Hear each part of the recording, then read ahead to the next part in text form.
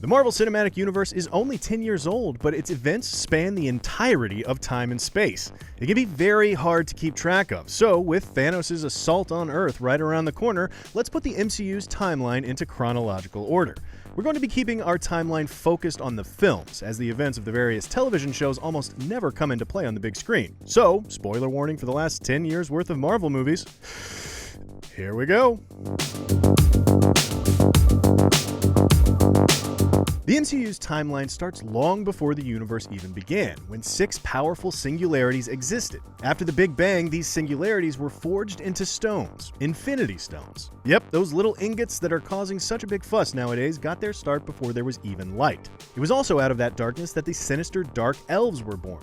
Millennia ago, King Bor of Asgard battles Malekith, the leader of the Dark Elves. Bor defeats Malekith and hides the Ether, or the Reality Stone.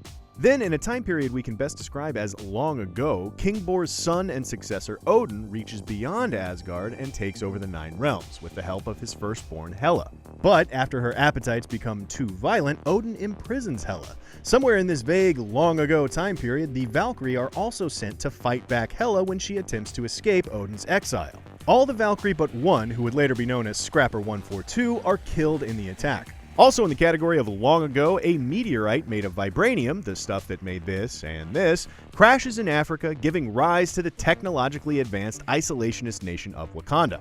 Next, we finally get a solid date. In 965 AD, Odin battles the Frost Giants, defeating their leader Laufey and finding Loki as a baby on the frostbitten Jotunheim. Let's get past the Renaissance and the rise of Western civilization and get to the good stuff, the 20th century. In 1942, Nazi scientist Johann Schmidt, the Red Skull, marches with his Hydra forces into Tonsberg, Norway, the site of Odin's battle with the Frost Giants 1,000 years prior, and finds the Tesseract, or the Space Stone, hidden in a church. It's in the same year that the puny yet persistent Steve Rogers becomes Captain America with the help of Dr. Erskine's super soldier serum and Howard Stark's technology, and begins his USO tour as the Star-Spangled Man with a Plan.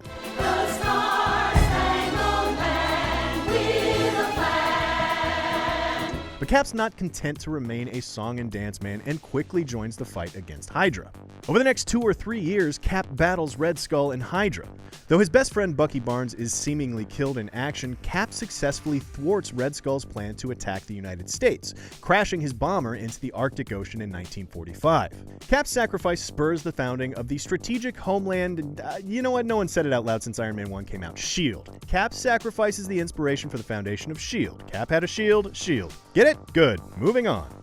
Jumping forward to 1980, Ego, a powerful cosmic being known as a Celestial, travels to Earth. He finds love with Meredith Quill in Missouri and plants his seed. His weird alien flower. No, that's still uncomfortable. This thing. He puts this thing in the ground behind a Dairy Queen, which is the most important royal member of the MCU. Sorry, King Cat and Thunder Prince. Later in the 80s, S.H.I.E.L.D. operative and physicist Hank Pym, also known as Ant-Man, uses his shrinking suit technology to try and disarm a Soviet missile en route to the United States. Unable to get through the missile's shell, Hank's wife and partner in crime fighting, Janet Van Dyne, uses her own suit to enter the quantum realm to phase through and disarm it. Janet succeeds but is stranded in the subatomic space. In 1988, Ego's offspring Peter Quill watches his mother Meredith die from a brain tumor, only to immediately be abducted by a spaceship outside the hospital. Just a real rough day for that kid. A year after that, in 1989, Hank Pym quits his post as consultant/hero for S.H.I.E.L.D. after they pressure him to share the secrets behind the Pym particles that make his Ant-Man suit work. 2 years later, in 1991, Hydra assassin the Winter Soldier carries out the assassination of Howard and Maria Stark. But guess what, kids? The Winter Soldier is Bucky Barnes, who was recovered and brainwashed by the Russians after his fall back in 1945. Moving ahead to 1999, Tony Stark meets scientist Aldrich Killian on New Year's Eve, blowing Killian off by promising to meet him on the roof at midnight. He also meets a man named Ho Jensen that night, but he forgets this encounter until several years later. A few years later, world-renowned smart guy Bruce Banner blasts himself with gamma radiation while working on a new version of the super soldier serum that turned Steve Rogers into Captain America, transforming Banner into the Incredible Hulk. Banner spends the next few years bouncing around the world, evading the pursuits of General Thunderbolt Ross. He's spotted intermittently in surveillance footage and news clippings in 2004, 2006, and 2007. In 2008, Tony Stark is kidnapped while demoing a new weapon for the US Army in Afghanistan. After spending months held captive with Ho Yinsen, whom he doesn't remember meeting, Stark escapes, makes it back home, and begins his journey as Iron Man, ending Stark Industries' weapons program and defeating Obadiah Stane, his mentor who secretly orchestrated his kidnapping in an attempted coup. The MCU as we know it hinges on one single event here in 2008, when Tony Stark says those 4 magic words. I am Iron Man. It's then that S.H.I.E.L.D. director Nick Fury approaches Stark, informing him of his nascent global protection program, the Avengers Initiative. Physicist and Stark family hater Ivan Vanko watches that news conference and decides to begin work on his own arc reactor, the superpowered gizmo in Tony's chest that powers all his suits. 6 months later, Vanko takes his new tech out for a spin and attacks Tony at the Grand Prix in Monaco, proving that the Iron Man is not actually invincible. Now we're coming up on what's known as Nick Fury's Big Week, so named because Fury and S.H.I.E.L.D. are super busy recruiting for the Avengers Initiative. The events of Iron Man 2, The Incredible Hulk, Thor, and the final scene of Captain America: The First Avenger all take place in the same week. After being banished by his father Odin, Thor and his hammer land in New Mexico so he can learn him some humanity. Hulk fights the botched super soldier Abomination in Harlem, Cap is discovered in the Arctic ice, and Tony and his super best pal Rhodey defeat Vanko and his drones all during the same week in 2009. Cap wakes up in a fake hospital room inside a S.H.I.E.L.D. facility. We've all had those mornings, am I right? Thor just, stands here with Heimdall looking at Natalie Portman, but meanwhile Loki continues to influence Erik Selvig in his work on the Tesseract. In 2012, Loki arrives on Earth and swipes the Tesseract on the orders of the Mad Titan Thanos, sitting on his throne overlooking the cosmos. We think. More on that indecisiveness later. In return for the Tesseract, Thanos has given Loki an army to take over Earth. I have an army. We have a Hulk. But thanks to the Avengers assembling for the first time for the Battle of New York, Loki's invasion doesn't work out. It does, however, announce to the world that both aliens and gods for sure exist. The other thing it does is create job opportunities for salvage companies like the one run by Adrian Toomes. At least that's what Toomes thought until the government-operated cleanup crew came in and took over. An embittered Toomes decides, screw it, I'm gonna be a bad guy. A vulture. In 2013, Tony Stark is suffering from PTSD as a result of the Battle of New York, but he overcomes that to battle a terrorist ringleader known as the Mandarin, who first turns out to be a drunk Ben Kingsley, but is actually Tony's old acquaintance, Aldrich Killian. Meanwhile, Thor is cleaning up Loki's mess. After restoring peace to the Nine Realms, he battles a resurgent Malekith and his Dark Elves. As the Nine Realms converge, which for the record is a bad thing, Thor returns to Earth when his girlfriend Jane Foster discovers the Ether. Thor defeats Malekith and turns down his father's offer to take the throne, but, unbeknownst to Thor, Loki has banished Odin and taken his place as the ruler of Asgard.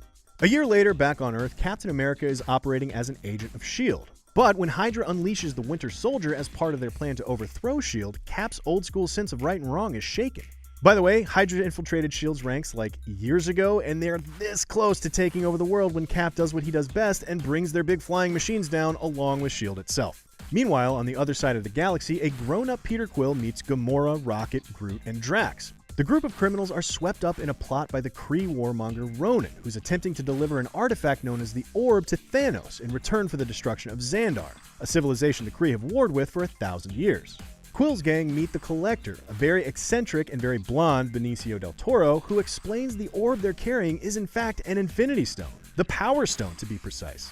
They use that power to defeat Ronan, rebranding themselves as the Guardians of the Galaxy. Just a few months later, Peter Quill meets his dad, Ego, who is not so de-aged anymore, and the rest of the Guardians learn about the true nature of family, partially thanks to a great Cat Stevens song on a Zune. So yeah, Ego tries to take over thousands of planets at the same time, Star-Lord turns into Pac-Man and kills him. Back on Earth, the Avengers finally track down Loki's scepter, a weapon that had been lost since S.H.I.E.L.D. collapsed the year before. After analyzing the scepter, Tony unwittingly uses it to create Ultron, who in turn cracks open the scepter to reveal the Mind Stone. The Avengers recover the stone, and science bros Tony and Bruce, with a little assist from some Asgardian lightning, use its power to create the android Vision. And while they end up defeating Ultron, they do drop an entire Eastern European city out of the sky in the process. As the dust settles in Sokovia, Thor sets off through the cosmos to investigate the sudden reemergence of the Infinity Stones, and Tony steps back from active duty with the Avengers, leaving Cap in charge of a new Avengers lineup. Also around that time, Hank Pym recruits Scott Lang, a cat burglar and electrical engineer, to be the new Ant-Man. As Ant-Man is coming into his own with Hank Pym and his daughter Hope Van Dyne, a vengeful Sokovian named Helmut Zemo enacts a plan to destroy the Avengers from the inside. After a bungled mission leaves several people dead, the Avengers are pressured to sign away their autonomy in the Sokovia Accords. Zemo attacks the United Nations summit at which the Accords will be signed, resulting in the death of King T'Chaka of Wakanda. Zemo frames Bucky for the attack, putting him directly in the sights of King T'Chaka's son, Prince T'Challa, who currently holds the mantle of the Black Panther, Wakanda's superpowered ancestral protector. At this point, the Avengers split into two factions, those in favor of signing the Accords and those against. Cap and Falcon capture and interrogate Bucky, while Tony travels to Queens to recruit Peter Parker, fighting crime as Spider-Man for the last few months. Hawkeye comes out of his post-Age of Ultron retirement and rallies troops for Team Cap, including Wanda Maximoff and a very groggy Scott Lang. Both sides collide in a pretty boss battle sequence at an airport in Germany. This confrontation, which cripples Rhodey, leaves Cap and Iron Man even more divided, and that's before Tony finds out it was Bucky that killed his parents during his Winter Soldier days. Captain America goes off the grid and breaks Clint, Scott, Sam, and Wanda out of jail. Tony moves back into Avengers HQ in upstate New York. A week later, T'Challa heads back to Wakanda to become king and is immediately put to the test by a ghost from his father's past. You see, decades ago, King T'Chaka was forced to kill his brother for helping arms dealer Ulysses Klaue steal Wakandan vibranium, orphaning and abandoning his nephew Eric. But Eric has grown into a warrior in his own right, known by his nickname Killmonger, who returns to Wakanda and defeats T'Challa in ritual combat, taking both the throne and the mantle of Black Panther.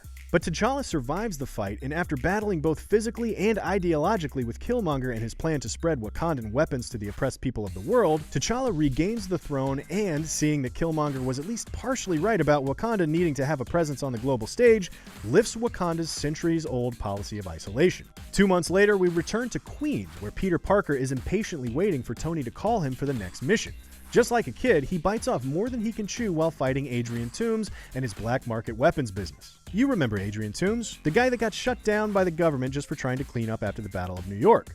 Well, here's where all that timeline indecisiveness we mentioned earlier is coming from. A title card tells us Spider-Man Homecoming takes place 8 years after the events of the first Avengers film, which, as a reminder, took place in 2012. On the surface, that seems, well, impossible. So there's a handful of options to explain this. Number 1, Spider-Man, Ant-Man, Civil War, and Black Panther all take place in 2020, which just shifts the entire timeline 4 years, but makes some earlier dates incorrect. 2, it was a legit, honest mistake that made it all the way to the release of the film, and really the title card should have just read 4 years later. Or 3, Marvel's got plans to futz with the entire timeline now that there's an Infinity Gauntlet in play. Personally, I think it's number 2, but I'm also sort of rooting for number 3 because it would be chaos. This plan of yours, I think it's good, except it sucks. So let me do the plan, and that way it might be really good. Wow. But before we leave 2016 for good, we have to check in with world-renowned surgeon Dr. Strange. After an accident leaves his career in tatters, he travels to Kamar-Taj and trains in the mystic arts. During his time there, he masters the Eye of Agamotto, which houses the Time Stone, and uses it to defeat Caecilius and Dormammu, which takes us into 2017. Elsewhere, Thor finds himself imprisoned by the fire demon Surtur while still on the hunt for the Infinity Stones, though that search has taken a detour in the name of preventing the prophesied destruction of Asgard known as Ragnarok. The rest of the events of Thor Ragnarok play out in real time, including finding Banner in the Contest of Champions on Sakaar, then returning to Asgard with the Avengers to actually cause Ragnarok instead of preventing it, thus stopping Hela from using Asgard's power to conquer the 9 realms. As the refugees of Asgard flee their destroyed home, they are confronted by the Sanctuary 2, the flagship of Thanos. Cut to, 10 minutes later, Thanos and his Black Order have decimated the Asgardians, killing half of them. But this assault on the Asgardian refugee ship actually is the second stop on Thanos' journey to collect the Infinity Stones, having grabbed the Power Stone and destroyed Xandar the week prior. Thanos crushes the Tesseract Loki had been hiding to recover the Space Stone, then he crushes Loki's windpipe. No resurrections this time. He sends his disciples, the children of Thanos, out on some Infinity errands. Side note, the Children of Thanos would be a great metal band name. Ebony Maw and Cull Obsidian attempt to snag the Time Stone from Doctor Strange, while Corvus Glaive and Proxima Midnight go after the Mind Stone in Vision's head. Both of these missions ultimately fail. Thanos, however, is able to blow up Nowhere and the Collector to get the Reality Stone and kidnap Gamora, whom he takes to Vormir and kills in order to pay the price to obtain the Soul Stone. All of this leads to a confrontation with Thanos on his homeworld Titan, where Iron Man, Spider-Man, Doctor Strange, and the Guardians lose the fight and the Time Stone. Maybe because Star-Lord can't keep his cool, and maybe because Doctor Strange only foresaw one outcome out of millions that looked good. From there, Thanos is off to Wakanda, where his kids have led an army of weird snarling space dogs in an attack to get the Mind Stone out of Vision's robot skull. Wanda makes the tough choice to blow up her lover's head in order to keep Thanos from obtaining the Mind Stone, but Thanos already has the Time Stone, so he rewinds that choice and takes the final Infinity Stone for himself. Then, in spite of a star-forged axe in his chest, he snaps his fingers, and sadness ensues. Thanos portals out of there, leaving a bunch of dejected superheroes and lonely sidekicks in the dust so he can go watch the sunrise over his new world. If you've been wondering what Ant-Man's been up to this whole time, well, the answer was